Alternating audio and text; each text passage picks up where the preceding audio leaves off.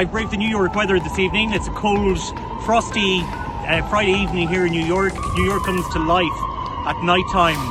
I'm outside the New York Opera House. We're going in to see Carmen this evening. And it's one of those great things that anybody visiting New York can do. Book in advance. It's quite cheap. And it's a great evening. Hello and welcome to the first episode of Right So, Off We Go, the podcast where you'll get the inside track on destinations worldwide. I'm your host, Ailish Ford, and in every episode I'll be talking to guests who have a deep knowledge of the place we're visiting. We'll be uncovering hidden gems that you won't usually find in the guidebook and getting hints and tips on what to see and do. In this first season, I'll be chatting to Irish people living in cities around the globe, hearing about their experiences and seeing a city through their eyes. Today we're off to New York, where I chat to Mayo man Henry Horkan. During our conversation, he tells me what his perfect day in the city would look like. I take the East River ferry. I think it's a lovely way to travel in New York.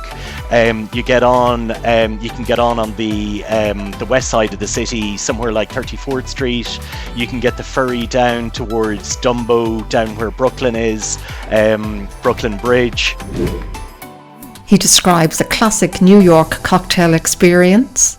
The St Regis is another hotel, and that's got the King Cole bar attached to it. That's been in loads of films. And again, it's a great place just to go in, have a beer or have a cocktail, sit down. Sometimes these places as well, they'll have music, so they might have somebody playing the piano. I mean, how more New York is this? They'll have somebody playing the piano. They'll have the little red light on the table. It's all of that sort of stuff. It makes you feel like you're living that life without maybe living that life. I'm already feeling it, Henry, and I'm just listening to you.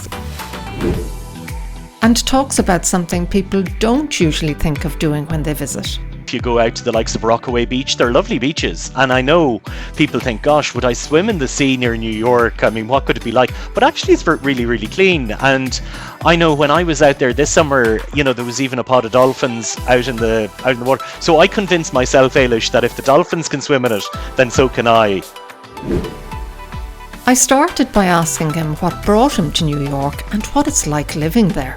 I've been in New York now for 5.5 years. I came with work, which was a great experience.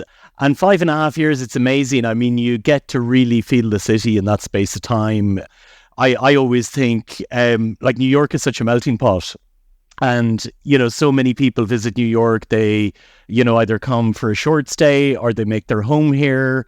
It's amazing actually to, widen that network and to meet so many different people who have actually moved to New York and, lived that experience. So it's been fantastic. It's really enjoyable. There's so much going on. No 2 days are ever the same. You always explore something different. So I'm a fan. Okay, so it really is the city that never sleeps, is it? It's definitely the city that never sleeps. It's amazing. I mean, any time you go outside the door, I don't probably spend as much time on the nighttime that I used to maybe a few years ago, but it's amazing. There's always something going on. Shops are always open on the corner, your local bodega. If you need to go out and get a pint of milk at any time in the morning, you can do that. Cafes, restaurants, it's a continuum. It just keeps on going. You kind of wonder when do people sleep sometimes in the city? Yeah. And what, Henry, do you think is the main difference between living in New York and living in Ireland or the other places where you've lived? Yeah, I suppose I moved from Ireland after I finished university. So, it's hard to compare Irish life with New York life. But I lived in London for quite a few years. And I think the really interesting thing about New York versus I think most other cities, or certainly those cities that I've been in, is just the scale of it, the size of it, and it's not so much because it's a small city. It's half the size of London when you think about it, and it's got about the same population. It's about 8.5 million people, and there's about 1 million people that come into Manhattan every day to commute for work. So it's that kind of energy, I think, that you find in New York that maybe you don't find anywhere, just because of that concentration of people moving and going about their business. And I think the other thing that's really interesting about it as well is, that it's a real melting pot. Like people talk about the US as being a patchwork, of cultures, of ethnicities, and New York basically brings them all together in a very concentrated area. So no matter where you are in the city, you'll see people of all different paths of life, backgrounds, and they're all living cheek by jowl and side by side in the city. It's lovely to see all human life lives here, I suppose. Yes. And Henry, one question I ask all my guests is to recommend a book set in the city we're talking about. I think it's a personal thing with me. I find that reading a book set in the place before I go just makes the experience better when I'm there. So what book have you chosen? I definitely agree with that. I think, having that knowledge of a city through its literature is fantastic. One book I always go back to, and it's one of these books that you can kind of dip in and out of, is a book. It's actually by an Irish author, Maeve Brennan, and it's a long-winded. It's called A Long-Winded Lady, and Maeve was a writer for the New Yorker, so it's a compendium. Basically, it's like a miscellany of various stories that she wrote from the mid-50s through to the early 80s about New York. And it's all these little vignettes about, it's that kind of the people watching of New York. It's sitting in a diner, in a small restaurant, seeing what's going on around you. It's the neighborhood aspect. Like New York is just a mix of all small neighborhoods. And I think she really captures it so well. And it's that history, I think, that's really interesting about New York. And it's of New York, I think. It must have been a really interesting time to live in New York in that period. You had so much going on, and anybody, I suppose, that looks at New York, the history of New York is just fantastic. And it captures so many of those stories, so many of the personalities, the quirks of people that have lived in New York, the eccentricities of New York as well. That's really interesting and funny. And do you think her observations hold true today, reading it now in this century? I think they do. I think you still see the same types of people that she refers to in the book, which is really funny because, you're talking about 40, 50 years ago, maybe, in terms of some of the types of people, the personalities that she captures. Some of the New York that she talks about is gone. And that's probably one of those things about New York, that it's ever evolving, it's constantly changing, it's not static, it moves all the time. So, she'll talk about certain areas of New York that now are not there or have changed in terms of new buildings. So what I loved about the book was, and living in New York and reading the book, is actually when she's talking about a particular area, and then you go onto Google Maps, or you go on, or you decide, I haven't actually visited that neighborhood much. I'm going to walk around there and see what's different and what's changed, and it's lovely. It's actually really nice to see. Oh, that's definitely one to take note of. And tell me, because not everybody, I guess, is a reader, what about film and TV series? I know we're spoiled for choice there, but anyone that comes to mind? Yeah, we're kind of spoiled for choice because almost on every corner you'll have somewhere that, has featured in a film, or, obviously there's the Empire State Building and all the various other iconic buildings that are in New York that have featured in films down through the years. I think for me, it's kind of funny. It's always hard to pick one. I'm kind of one of these old-fashioned people, I suppose. When I think about films, I think about When Harry Met Sally. When they go back into New York and they're down around Washington Square Park. It's funny, outside our offices here where I work, it was the iconic picture of Marilyn Monroe in Some Like It Hot, when she's. You know that one, Ailish, I where do. she's standing on the grill? Yeah, absolutely. Yeah. And that's just outside our office, which is hilarious. And there's another breakfast at Tiffany's was also filmed close to where I am. And there's a scene in that where they're sitting outside, and it's actually literally just outside the office. So it's hilarious. Whenever you're watching a film or whenever you're looking at a movie, you'll see things and you'll say, gosh, that looks really familiar. And then you'll look at where it was set and you'll see that actually it was quite close to you. So Yeah, we're really lucky in New York from that perspective. Okay. And what about the music then? Any music do you think that defines it? Well, again, I don't know whether I'm not necessarily showing my age because it is before my, it's before my time. But do you know the one that I always think about, is Manhattan by Ella Fitzgerald. It was Richard Rodgers, it's that famous kind of, melodic music. And, she references so many streets like Delancey Street in it. And, when you're walking around that part of the city, it just kind of brings it all back to life. In a lovely way. The other one that I think about as well, and I often play it in the summer, is a song by the Lovin' Spoonful called "Summer in the City," and I don't know if you know that one, but I do know it. I do. Do you know it? Yeah, I do. It's really good because summer in the city in New York can be really sticky and hot and very humid. It's got that kind of concrete feeling where it radiates the heat back down onto the pavement. And, there's some lovely lines in Summer in the City in terms of people walking around. And I think there's a line in it, and I'll probably misquote it, but it's like walking down the sidewalk hotter than a matchstick. And it always feels like it's hotter than a matchstick when you're walking down the street. Oh, yeah, there you go. And Henry, of course, there's a lot of history in New York, isn't there? Are there any stories from its past that resonate with you?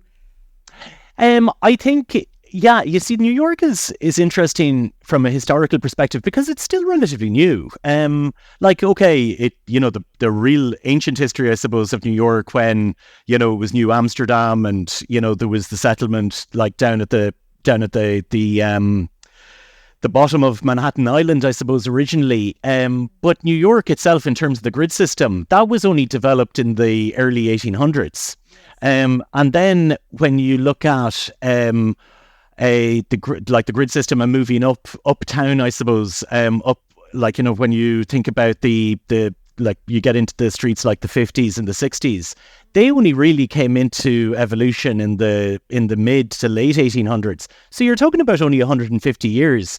Like there's one story that I always find interesting, and it's the Dakota Building, and that's known for unfortunate circumstances. It's where John Lennon was assassinated outside. But it's still one of those iconic New York apartment buildings. And that was called the Dakota Building because it was so far north that you might as well be in Dakota. And that's why it was called the Dakota Building. So, the history is really interesting. There's a lovely museum as well in New York that is it's all about the tenements, and it's the tenement housing that would have been in New York down on that, the 5 points down on downtown, really, I suppose, where the gangs of New York and that famous film, The Gangs of New York, was kind of set from. But there's a great museum down there, the Tenement Museum, and that really brings everything to life in terms of what life was like back then. It kind of really brings it all back to life. I mean, it's a commercial city, it's a business city, it's a city where so much commerce happens, but there's so many people still obviously living in the city. It's not one of these cities where there's a migration out of the city once the office doors close. People are still living here and it's vibrant. And that really kind of brings it back to what it was like and what it is like now. And it's that continuum, I suppose, of life in New York over that 150 years or so. It's still the same. People are still living here. They're still living in the same areas. So it's all that, kind of patchwork of history, I think, that New York has. And, well, you're talking about the people there, and I always think that the people really do define a place. So how do you find them? How do you find New Yorkers and other people that are in the city? Yeah, it's funny because you'll rarely meet a New Yorker in the context of somebody who is born and bred in New York and has lived here all their life. They do exist, and you see them. And it's always funny. I find New Yorkers very very helpful. I mean, they have this. There's an impression of New Yorkers that they're not polite, and they're probably not polite. One of the kind of cultural differences sometimes that you'll find in New York, and people always say to me, and I see it myself, they'll never hold the door open for you. When you're going in, they're thinking about themselves, I suppose, and they're moving on, and they're fast paced.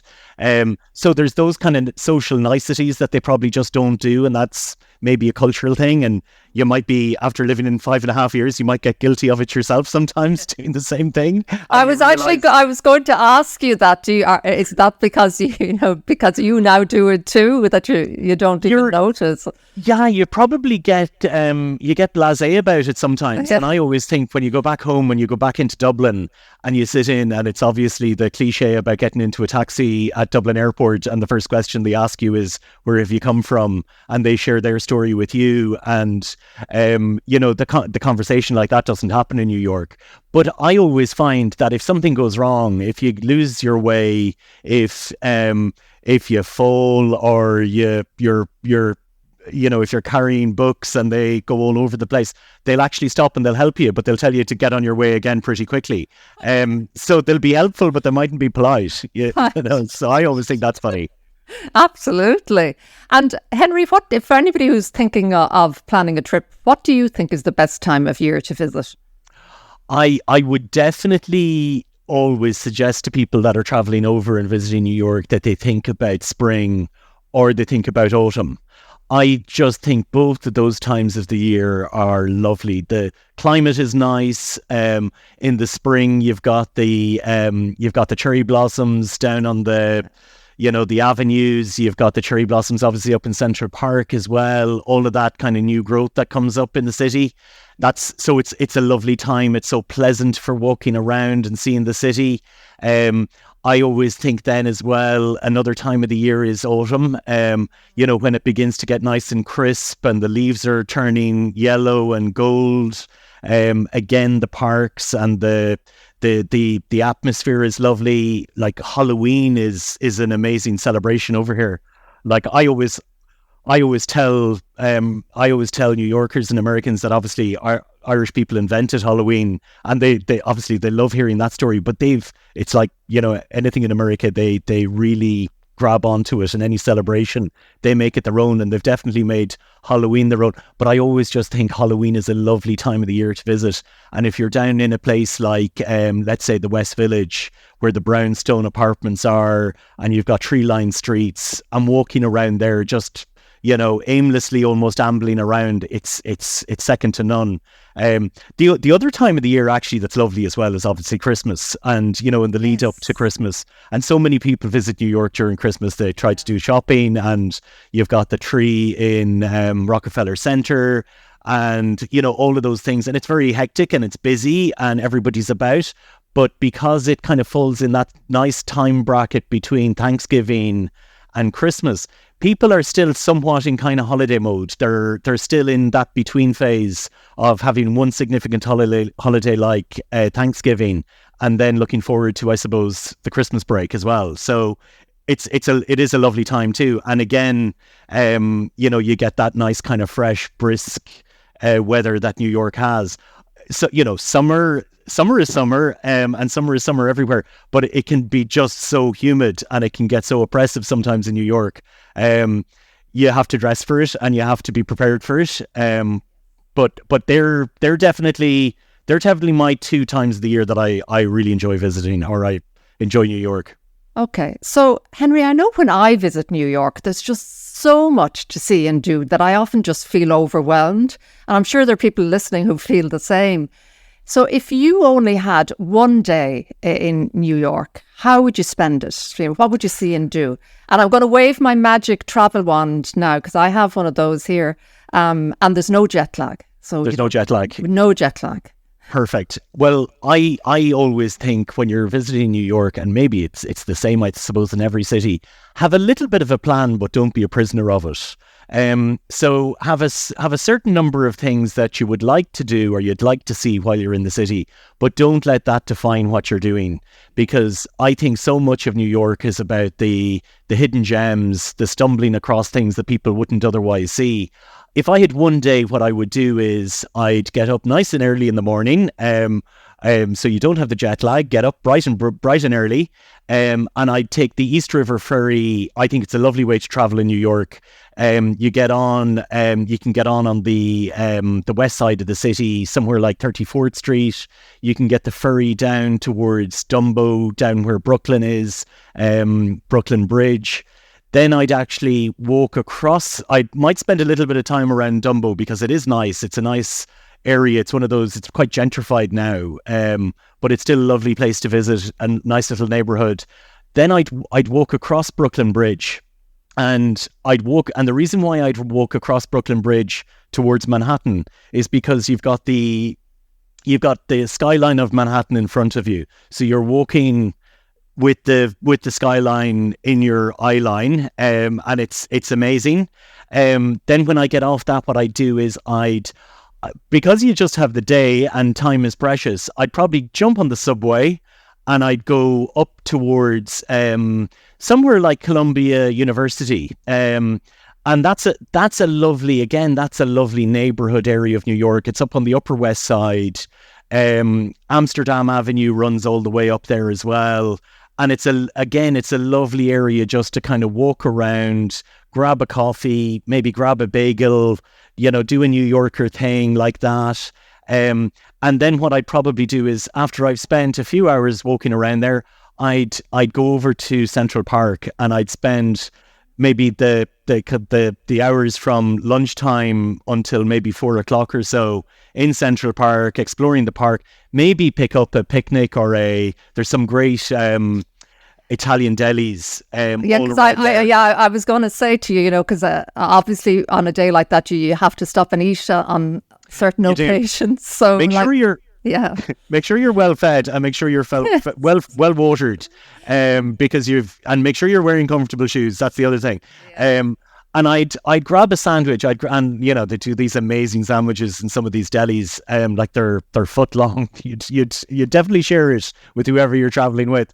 And I'd have a little bit of a picnic in Central Park, and then in the evening I'd choose some form of entertainment, something that you mightn't get the chance to do at home. So it might be a show, it might be a concert, there's lots of free things that happen in New York as well. There's lots of free concerts that take place around the city. So I'd probably do something like that, and then I'd cap it all off by maybe going to a neighborhood restaurant down around the West Village, with a couple of drinks afterwards, and then home to bed. That'd be the plan. And what would be a sort of a typical meal if you were eating in the West Village? There's an awful lot of small independent family-run cafes and kind of diners around there, and they're all really good. Italian food, I think in New York, is fantastic. It's an amalgamation, I suppose. It's very ethnocentric in terms of an American spin on Italian food. Obviously, so many Italian people having settled in New York over the decades, and there's some lovely Italian restaurants, that you'll just stumble across. So many of them. The one thing that I sometimes do struggle with when people ask me about New York is where would you suggest? Where would you go for a meal? And it's just because there's so many, and it's so rare that you actually go back to the same place twice. Yeah. But there are some favorites. There's definitely some favorites. Like there's a lovely restaurant called Resdora down around the Flatiron District, and that's really nice to go into. Lovely, authentic Italian food. Little Italy is lovely as well, and it's lovely just to walk around. And all of those restaurants are pretty similar. They're cheap and cheerful, and they'll never really let you down. And it's lovely just to, again, to sit down, enjoy a cheap bottle of red wine, and enjoy a plate of food.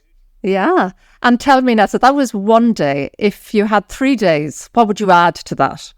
I'd probably just spend a bit more time doing some of those things in some ways. Yeah. I'd give them a little bit more time. I'd explore more, I think.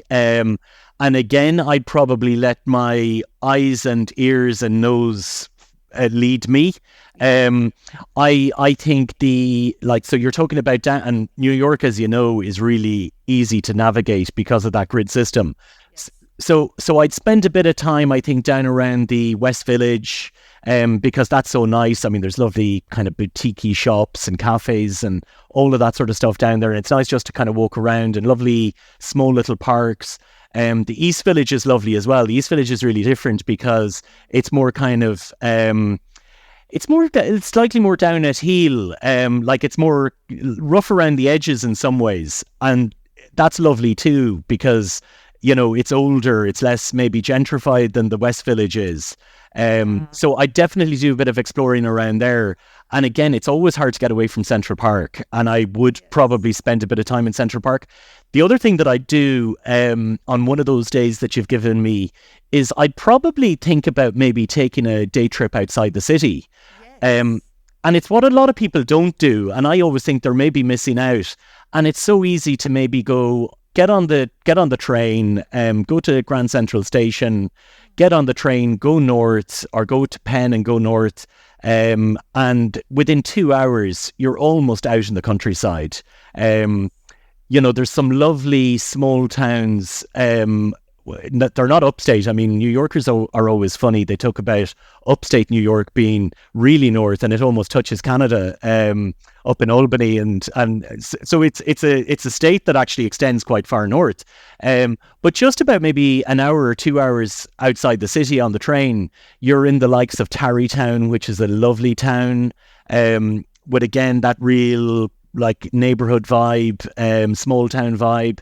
Sleepy Hollow. I went up to Sleepy Hollow over Halloween actually, and it's amazing because it's where the myth or the fable of the Headless Horseman was written about. And going up there, and it's again you just get that real sense of being in America without being in the city and being in small town, almost feeling like small town America. Right. And of course, there's the sea as well, Henry, isn't there? Which I know I certainly don't think about if I'm going to New York, but it's nearby if you want to go to the beach. It is, absolutely, and it gives great respite during the summer. It's lovely to get out there.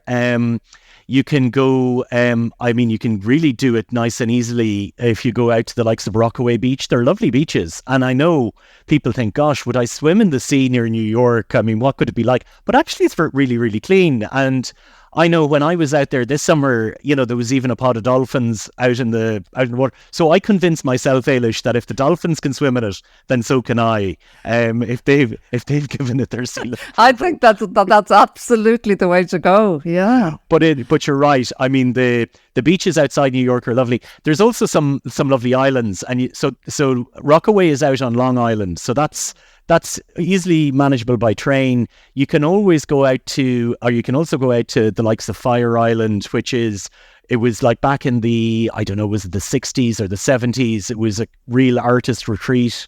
And it's still, a place that a lot of people maybe might go out there for a weekend, or they might go out there on a day trip. And again, it's lovely. It's really nice going out there, and you've got beautiful beaches, like those, beaches that extend for miles and lovely for a walk. And if the weather's good, jump in and relieve yourself of that heat that the city gets. Yeah, absolutely. So now, Henry, you're a great man for giving us tips even already. But if you had to give 3 tips for people who are listening that you're never going to find in a guidebook, what would they be? I would say, I think, so when people think about New York, I mean, everybody's on Instagram now, and they're all looking at pictures, and they're trying to, see where's the best image of themselves to take.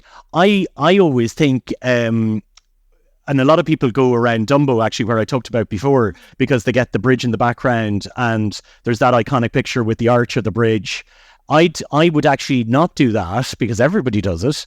And I would go to Washington Square Park, and Washington Square Park is lovely, and it's got a Arc de Triomphe type arch in the park, and you can actually get a lovely picture there with the Empire State Building in the background.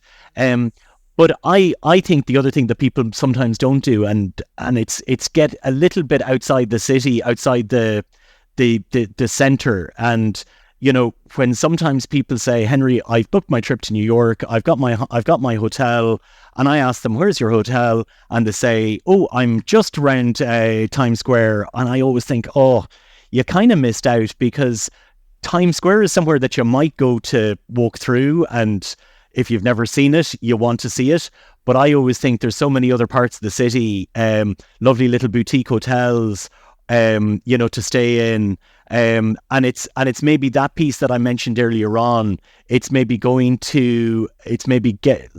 either walking or taking a subway up around maybe Columbia or up on the Upper West Side as well, which is lovely. And it's just exploring those areas maybe that people otherwise don't explore.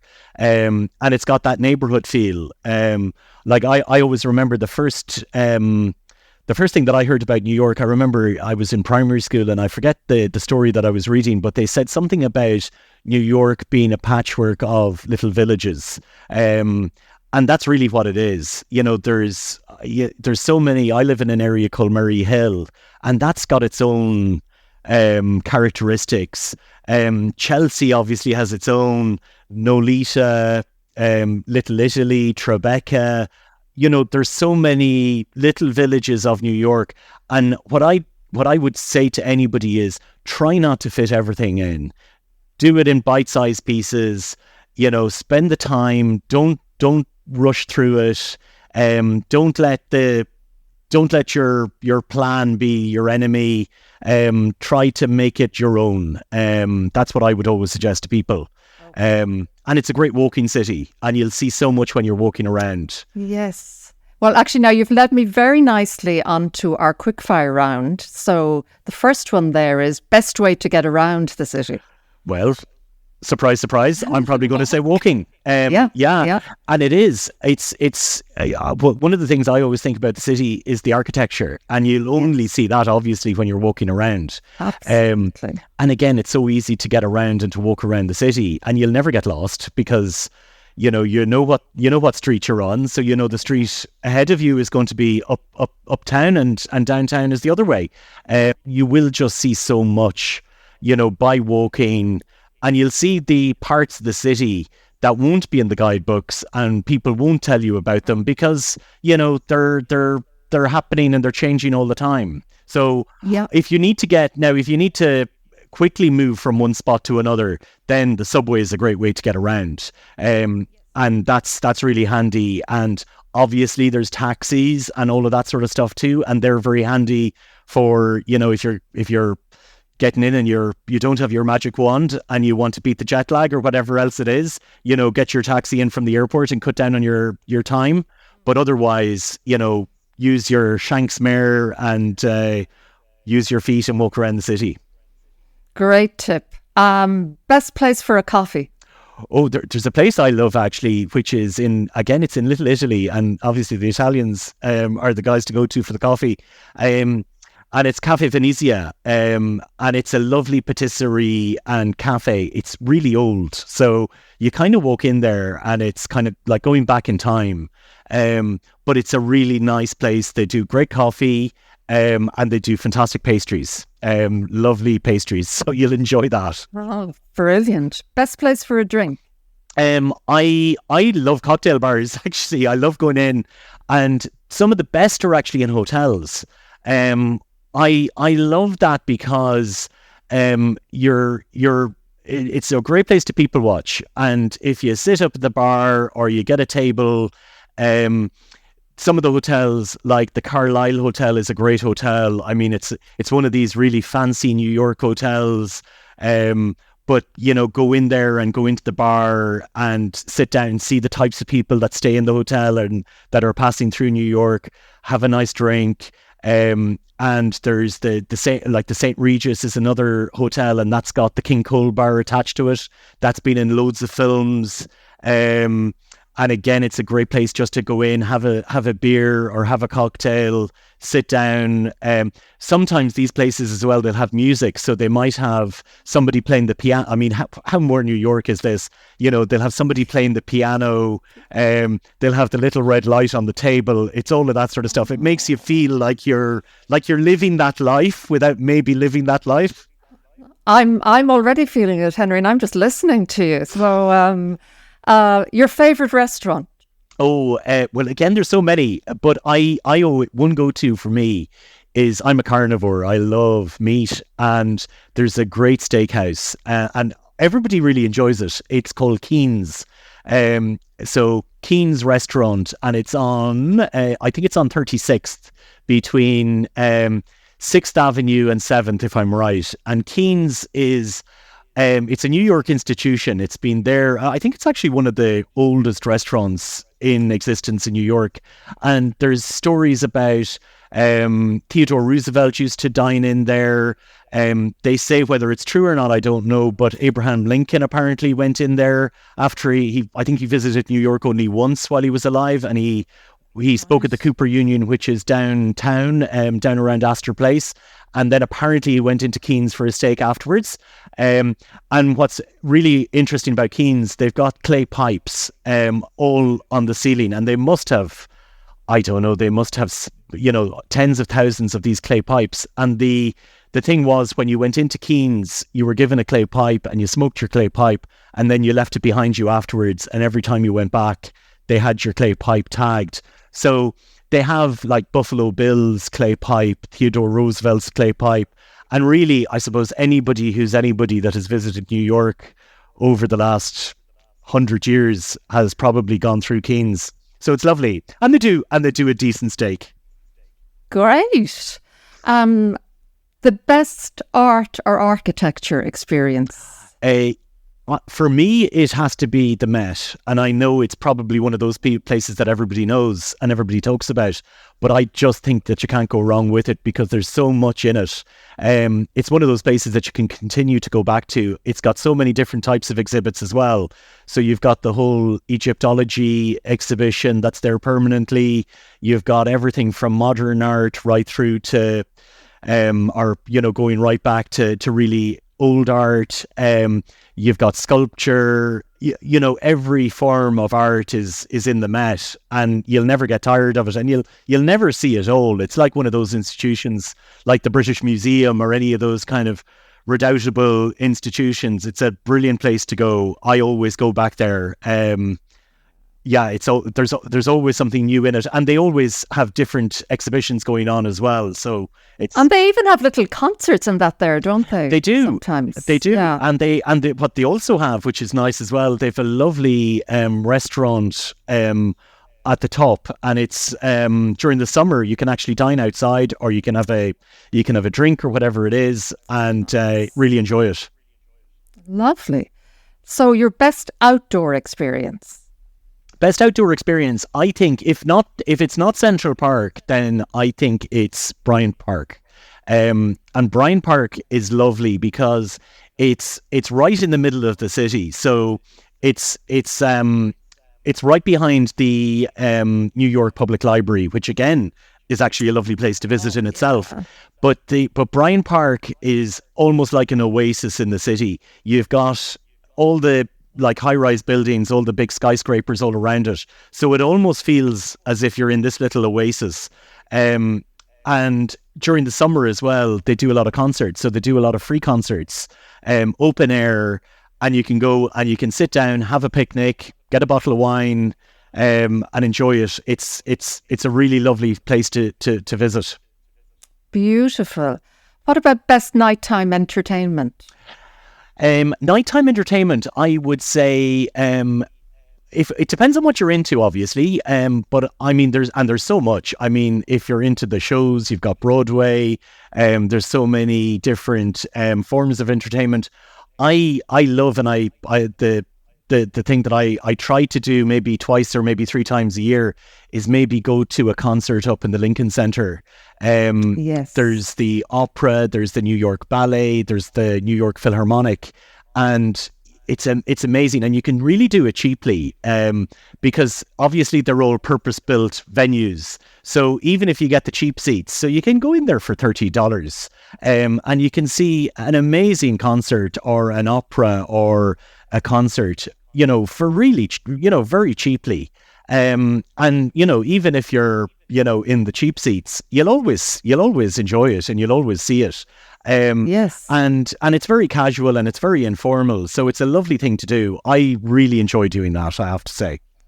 Okay. Now, what about sport?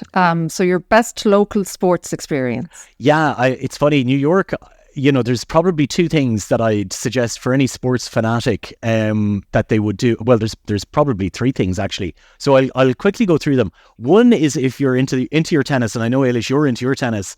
I am. And if you get over during the and one trick that I found was if you go to so it's out in Flushing, where the US Open is on. And if you go there in the afternoon, and you don't have to go there very late, I mean, you can go there maybe sometime after lunch, you can get a free ticket because somebody coming out hands their tickets on to you, and you can go in and you can have a great day out at Flushing for the tennis. And you'll be amazed what you can see and who you can see, and you can get into the central court and all of that sort of stuff too. The other things I think that are kind of almost iconic New York sporting events is obviously the Yankees. So Yankee Stadium up in the Bronx is one of those things that you should do. And the other one would be, and if you're lucky, it can be expensive, but it's one of those real treat things to do, is maybe go to the New York Mets if you're into your basketball, and that's in Madison Square Garden.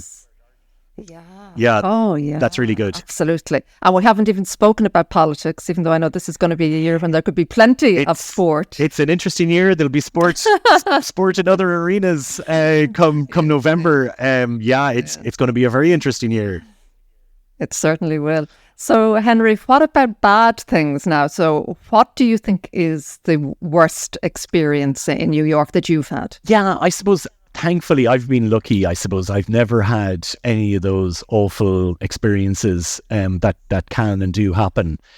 So I've been lucky, and I'm looking for a piece of wood here to touch to make sure that I continue to be lucky. But I suppose one of the things that does kind of hit you, and it hits you, I suppose, in any big city that you'll see, is the homelessness. Now, New York probably isn't as bad as some places for homelessness, and it's maybe compartmentalized, so you'll see it in certain areas, maybe more so than others. But the thing that's happened, I suppose, in the US over the last decade or so is the opioid crisis, and there's been, that's been well spoken about, and, there's been various programs about it, TV programs, dramas in relation to it. And you do see the effects of that, mental illness, I suppose, and the opioid crisis combined. That's a significant issue that you do see in New York. And I suppose that kind of underlying sense sometimes, that the safety net isn't there for a lot of people. Like the US and New York, it's a very capitalist, commercial type of society. So if you don't have your health insurance, if you don't have, a paying job that's, you're able to live in a city like this, there's the knock-on effects of all of that too, and sometimes that's difficult to see. And people, I suppose, just need to be prepared for that. You will see it on the subway sometimes as well, where maybe there's homeless people on the subway, and they might have mental health issues, and that's one of the downsides, I suppose, that you will see in the city. Yeah, so just to be prepared for it, I guess. And Henry, if you had room in your suitcase, what do you think you should bring to buy home? What should you buy to bring home? If I had a really big suitcase, I'd try to bring some of that entertainment that's in the city, that kind of that all of those things that you can do. But I think if I was to maybe choose one thing from the city to bring back, it's probably some of those really niche stores that exist in New York. So stores that basically sell very specific things. So they might sell a particular type of clothing material, or they might sell sporting goods or whatever it is. They're really, there's the garment district in New York, and, you can go down the garment district, and if you're looking for, and not that I've done it, but it's just a lovely thing to be able to see that specific type of shop that sells one particular type of item, like a hat or like a particular type of glove or whatever it is, and they do that so well because they've got the population to do it. They can be really specific and very clear in terms of what they sell. That real speciality or specialism that they do. The other thing I think that I love about New York as well, that I try to maybe transfer to wherever I was going to be living next, would be the kind of the Jewish deli or the Italian deli type of environment where you go in and we've got a, don't get me wrong, obviously I wax lyrically about the food industry from Ireland, but in terms of the stores that New York has, in terms of that deli type of environment, it's a lovely, it can be, I know for certain people though, it can be sometimes intimidating because you go in and it's so quick. And what bread do you want? What cheese do you want? What meat do you want? What condiment do you want? It's not for somebody who's indecisive. It's not for no. It's definitely not for somebody that's indecisive, because it's a machine line, and if you don't know what you want, then they don't want you, because they're there to get you through quickly. But it's a lovely experience. It really is. Oh yeah.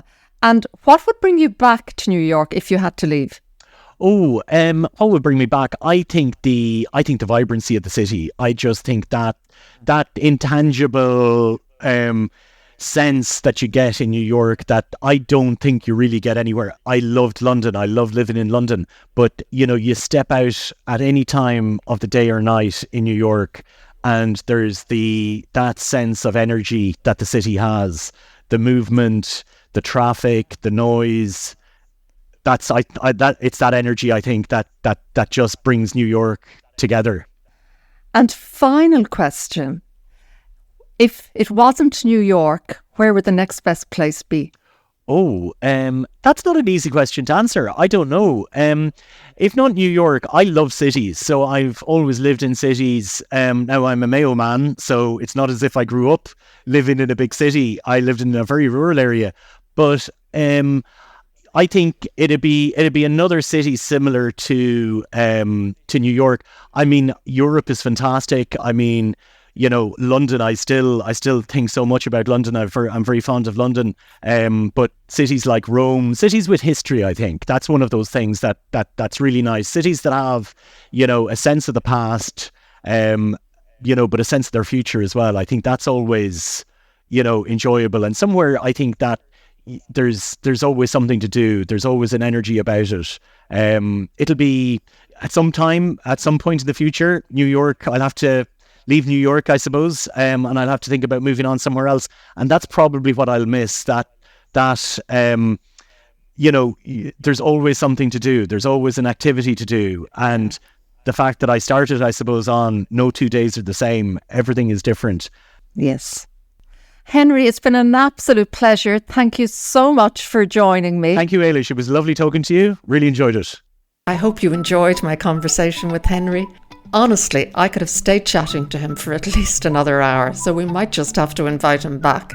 Thank you so much for listening. If you enjoyed this episode, I'd really appreciate if you could recommend it to a friend. And remember, if you want to be the first to know when a new episode becomes available, don't forget to hit follow or subscribe. I hope you'll join me next time.